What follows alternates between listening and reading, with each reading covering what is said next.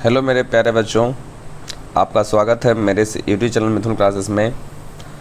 इधर 4 से 5 दिनों से हमने वीडियो रिकॉर्डिंग करना छोड़ दिया था, कुछ तबीयत ख़राब हो गया था बुआ, तो आज फिर हम चालू करते हैं। आज हम स्टार्ट करते हैं चैप्टर नंबर 6 और 7। क्या क्या हमने बोला बुआ? चैप्टर नंबर 6 और चैप्टर नंबर 7 को हम लोग शुरू करते हैं। चैप्टर नंबर 6 और chapter number 7 biology 12th biology chapter number 6 और चैप्टर नंबर 7 का कुछ महत्वपूर्ण ऑब्जेक्टिव हमने 30 ऑब्जेक्टिव लाया है। 30 या 31 ऑब्जेक्टिव है। इस 30 या 31 ऑब्जेक्टिव को ध्यानपूर्वक समझना, और आप लोग पहले हमें मारने से पहले आप लोग आंसर मारिएगा कि कितना सही जाता कितना गलत जाता। आवाज़ में थोड़ा सा भारीपन है तो थोड़ा सा ध्यान से समझना बुआ। चलते हैं। सवाल पहला आपके सामने नज़र आ रहा होगा। क्या नज़र आ रहा है कि कहा जा रहा है कि जो जीन अपना स्थान बदलते हैं उन्हें क्या कहा जाता है। हमने कहा चैप्टर नंबर 6 से भी है और चैप्टर नंबर 7 से, दोनों मिला करके हमने ऑब्जेक्टिव क्वेश्चन को उठाया है। सवाल है जो जीन अपना स्थान बदलते हैं उन्हें क्या कहते हैं। नियंत्रक जीन कहते हैं, ट्रांसपोसोन्स जीन कहते हैं, संरचनात्मक जीन कहते हैं, या ऑपरेटर जीन कहते हैं। तो सही ऑप्शन नंबर हो जाएगा बी, ट्रांसपोसोन्स जीन कहते हैं। अगला सवाल है केंद्रक के भीतर डीएनए कैसा होता है। केंद्रक के भीतर जो डीएनए होता है ना, वो डीएनए बाबू ऋणात्मक होता है। लेकिन अगर केंद्रक के भीतर अगर बात किया जाए, केंद्रक के भीतर अगर हमने कहा कि डीएनए कैसा होता है तो ऋणात्मक होता है। लेकिन अगर केंद्रक के भीतर अगर बात किया जाए हिस्टोन प्रोटीन, कौन प्रोटीन? हिस्टोन प्रोटीन, तो याद रखना हिस्टोन प्रोटीन धनात्मक होता है। ये भी ऑब्जेक्टिव में याद रखना होगा। तो डीएनए जो होता है ऋणात्मक होता है, जबकि हिस्टोन प्रोटीन कैसा होता है? धनात्मक होता है। अगले सवाल को चलते हैं। प्रोटीन संश्लेषण में क्या सवाल कहा? प्रोटीन संश्लेषण में 2 अमीनो अम्ल के बीच किस प्रकार का बंधन बनता है। तो प्रोटीन संश्लेषण में 2 अमीनो अम्ल के बीच बंधन जो बनता है वो बनता है पेप्टाइड बंधन। कौन बंध? पेप्टाइड बंधन बनता है। अगला सवाल है ट्रांसक्रिप्शन की समाप्ति। ट्रांसक्रिप्शन को हम लोग हिंदी में कहते हैं अनुलेखन। क्या कहते हैं बाबू? अनुलेखन कहते हैं ना, याद रखना। ट्रांसक्रिप्शन को अनुलेखन कहा जाता है। और ये क्रिया कब होती है? जब डीएनए से बन जाता है आरएनए, तो डीएनए से आरएनए बनने की क्रिया को हम लोग कहते हैं ट्रांसक्रिप्शन। तो सवाल है ट्रांसक्रिप्शन की समाप्ति किसके द्वारा होता है। तो ट्रांसक्रिप्शन की जो समाप्ति होता है ना वो होता है रो प्रोटीन। याद रखना रो प्रोटीन के द्वारा होता है ट्रांसक्रिप्शन की समाप्ति। लेकिन अगर बात की जाए शुरुआत किसके द्वारा होता है, तो सिग्मा फैक्टर के द्वारा शुरुआत किया जाता है। सिग्मा फैक्टर के द्वारा, याद रखना होगा। अगले सवाल क्यों चलते हैं। अगला सवाल मेरे प्यारे बच्चों क्या कहता है कि कहा जा रहा प्रोटीन संश्लेषण में अमीनो अम्ल को सक्रिय करने की किसकी आवश्यकता होती है। मतलब प्रोटीन संश्लेषण में अमीनो अम्ल को सबसे पहले सक्रिय किया जाता है, तो सक्रिय करने में किसकी आवश्यकता होती है? तो एटीपी की आवश्यकता होती है। याद रखना एडिनोसिन ट्राइफॉस्फेट की आवश्यकता होती है। एडिनोसिन ट्राइफॉस्फेट की आवश्यकता होती है। सवाल बहुत महत्वपूर्ण है, इसलिए ध्यान दीजिएगा। अगला मेरे प्यारे बच्चों क्या लिखा जा रहा है कि एस.एल. मिलर, ये क्वेश्चन नंबर 7 का, चैप्टर नंबर 7 का ये क्वेश्चन है बुआ। एस.एल. मिलर किससे संबंधित है? जीवन की उत्पत्ति एवं विकास से, या विकासवाद के उपयोग एवं अनुपयोग सिद्धांत से, या नव डार्विनवाद से, या नव लैमार्कवाद से। मतलब एस.एल. मिलर किससे संबंधित है बुआ?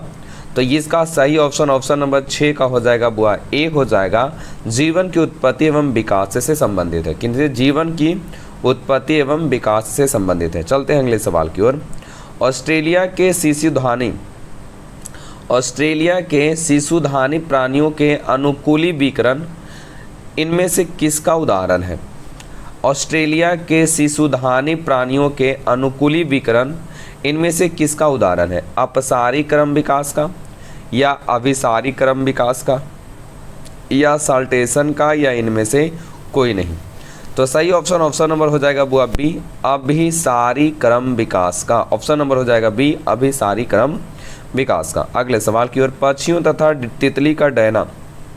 पक्षी तथा तितली का डैना मतलब पंख यहाँ समझना बुआ कैसा अंग है? एटाविस्टिक अंग, अवशेषी अंग, समजात अंग, या असमजात अंग, या जिसको हम लोग समवृत्त अंग भी कहते हैं। तो पक्षियों तथा तितली दोनों का कार्य है बाबू क्या? उड़ना। अर्थात कार्य जो है ना वो समान है, तो हो जाएगा असमजात अंग। क्या हो जाएगा? असमजात अंग। ऑप्शन नंबर हो जाएगा 8 का डी हो जाएगा। याद रखना बुआ, हमने कहा, ध्यान थोड़ा सा समझना, अगर कार्य अलग अलग हो और उत्पत्ति, बनावट जिसको हम लोग कहते हैं, या संरचना एक जैसा हो, तो उसको हम लोग कहेंगे समजात अंग। क्या कहेंगे? समजात अंग। मतलब उत्पत्ति, संरचना या बनावट एक जैसा हो लेकिन काम करने का तरीका अलग अलग हो, तो उसको हम लोग कहेंगे समजात अंग। लेकिन अगर इसका उल्टा, उत्पत्ति जो हो ना वो अलग अलग हो और कार्य समान हो, तो कहेंगे असमजात अंग। थोड़ा सा ध्यान देना हुआ। अर्जित गुणों के वंशागति का सिद्धांत किसने दिया था? तो अर्जित गुणों के वंशागति का सिद्धांत दिया था लैमार्क ने। किसने दिया था बुआ? लैमार्क ने दिया था। अर्जित गुणों के वंशागति का सिद्धांत किसने दिया था? लैमार्क ने दिया था। मेरे प्यारे बच्चों, 10वां नंबर सवाल में क्या लिखता है कि निम्न में कौन विकासवाद से युक्ति, कौन विकासवाद से संबंधित रखता है? कौन?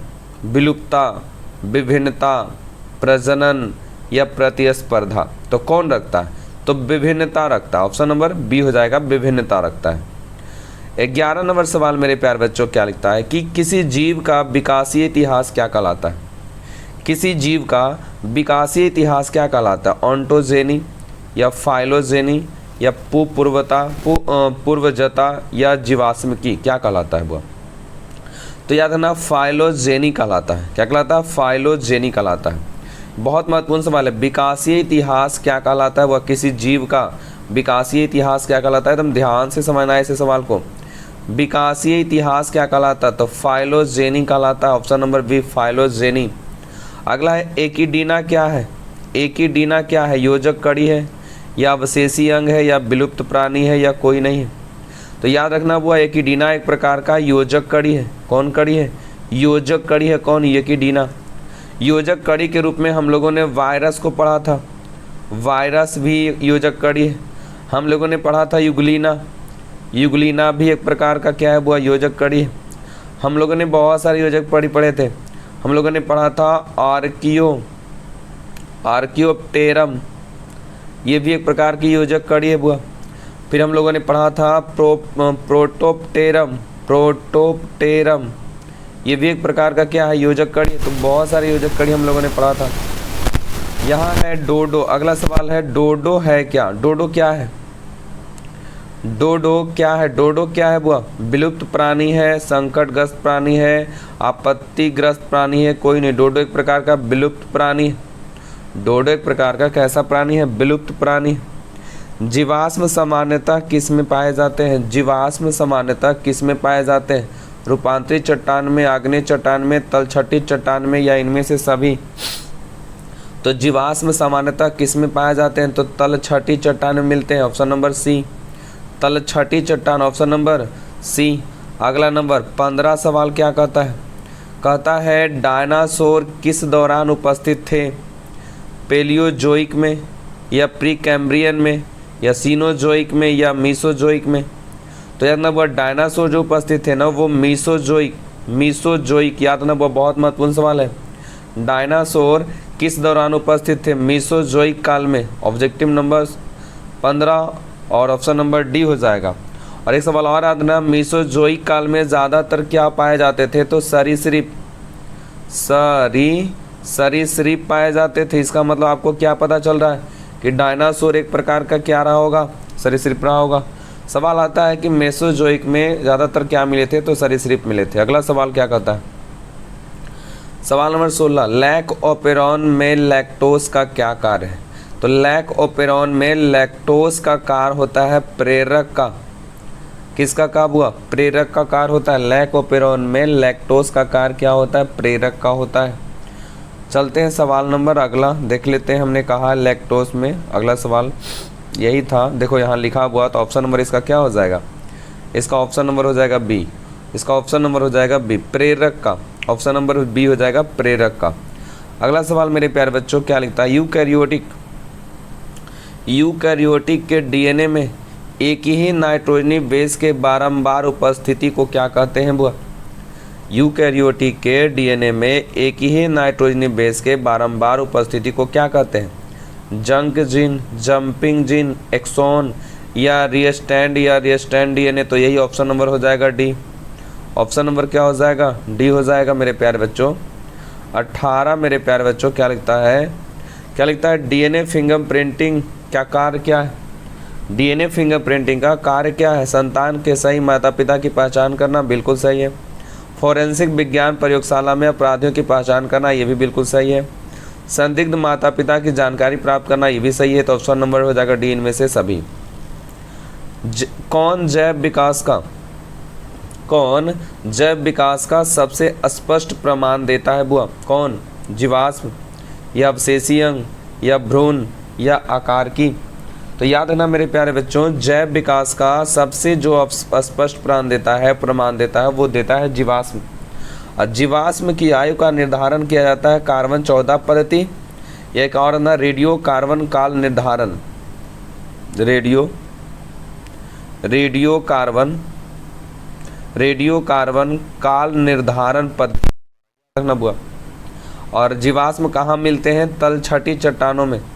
कहाँ मिलते हैं? हमने कहा तलछटी में, तलछटी चट्टानों मिलते हैं बाबू, याद रखना है, बहुत महत्वपूर्ण सवाल। लैमार्कवाद का संबंध किससे? लैमार्कवाद का संबंध है उपयोगी एवं अनुपयोगी, साथ ही साथ उपार्जित लक्षणों की वंशागति से। तो हो जाएगा ऑप्शन नंबर सी, हो जाएगा दोनों के दोनों। ऑप्शन नंबर सी हो जाएगा दोनों के दोनों हो जाएगा। मेसोजोइक युग है, मेसोजोइक युग किसका था? अभी हम लोग कुछ देर पहले बोले थे, सरीसृप का। किसका है? सरीसृपों का। मेसोजोइक युग किसका है मेरे प्यारे बच्चों? तो सरीसृपों का है। अगला सवाल कहाँ तक था? पुनरावृत्ति का सिद्धांत। पुनरावृत्ति का सिद्धांत किसने प्रतिपादित किया था? बॉर्न बेयर के द्वारा या डार्विन के द्वारा या हैकेल के द्वारा या अरस्तु के द्वारा? तो पुनरावृत्ति का सिद्धांत प्रस्तुत किया था हैकेल ने। किसने बुआ? हैकेल ने किया था बुआ, याद रखना, हैकेल। अरस्तु को कहा गया है बायोलॉजी के जनक, अरस्तु को कहा गया है। डार्विन के बारे में हम बाद में पढ़ेंगे। एक जहाज़ का नाम था HMS बीगल, इस जहाज़ के माध्यम से उन्होंने बहुत सारे खोज किए हैं बुआ। अब बॉर्न बेयर कहा जाता है, भ्रोणकी के जनक किसको कहा जाता है? बॉर्न बेयर को भ्रोणकी का जनक कहा जाता है। अगला मेरे प्यारे बच्चों, आदि वातावरण में, आदि वातावरण का मतलब पहले वाला जो वातावरण था उसमें क्या किसका अभाव था? नाइट्रोजन का, अमोनिया का, ऑक्सीजन का, मीथेन का। या तो वो ऑक्सीजन नहीं था, उसमें ऑक्सीजन नहीं था मेरे प्यारे बच्चों।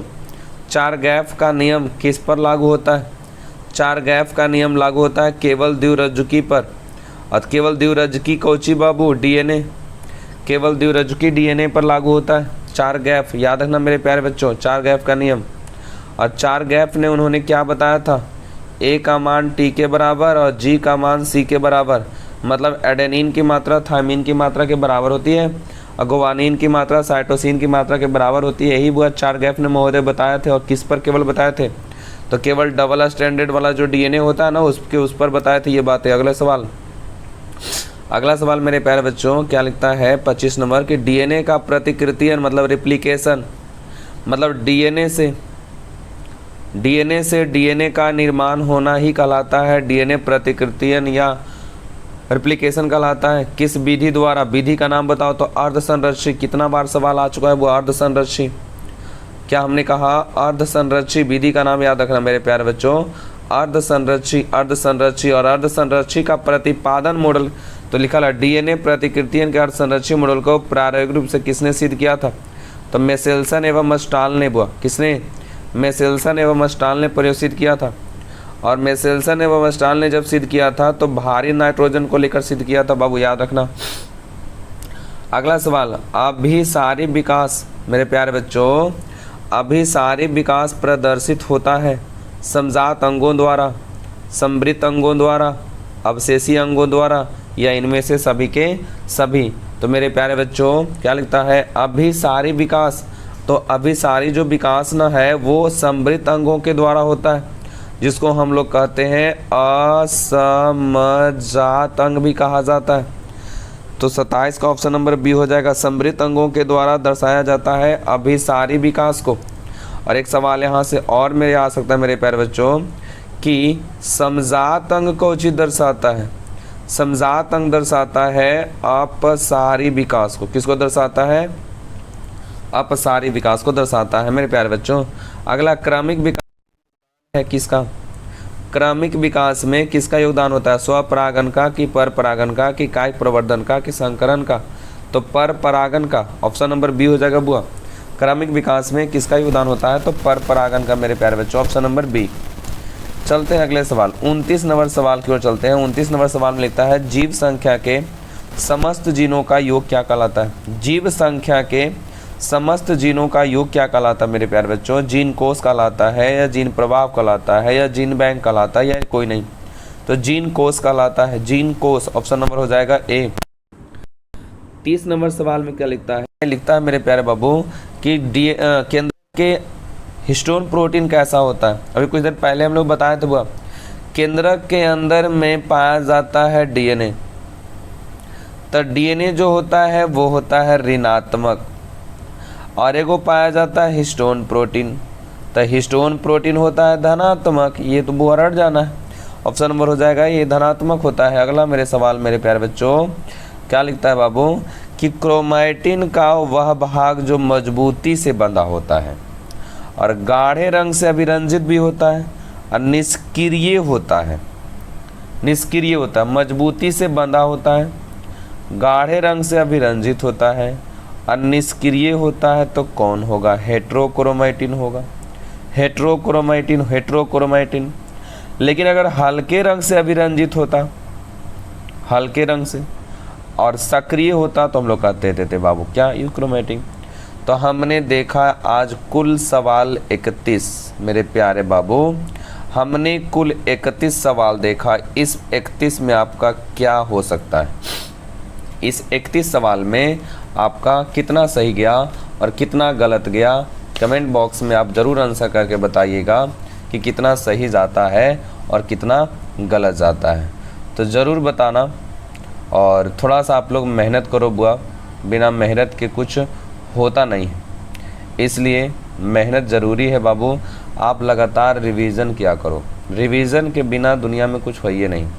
अब 3 काम हमेशा करो। पहला, पढ़ाई करो ढंग से। ढंग का मतलब होता है कि अनुशासन से पढ़ाई किया करो। दूसरा, रिवीज़न किया करो। और तीसरा, प्रैक्टिस बहुत ज़्यादा ज़रूरी है बुआ। केवल कोई भी व्यक्ति अगर जीवन में सक्सेस हुआ है ना बुआ, तो वो प्रैक्टिस से भी हुआ है, रिवीज़न किया है, पढ़ा है तब। केवल पढ़ने से कुछ होता नहीं। तो ज़रूरी है बुआ आप रिवीज़न करो, पढ़ो, और प्रैक्टिस भी बहुत महत्वपूर्ण स्थान रखता है। तो बाकी हम लोग मिलते हैं अगले वीडियो में। तब तक के लिए जय हिंद, जय भारत, जय बिहार।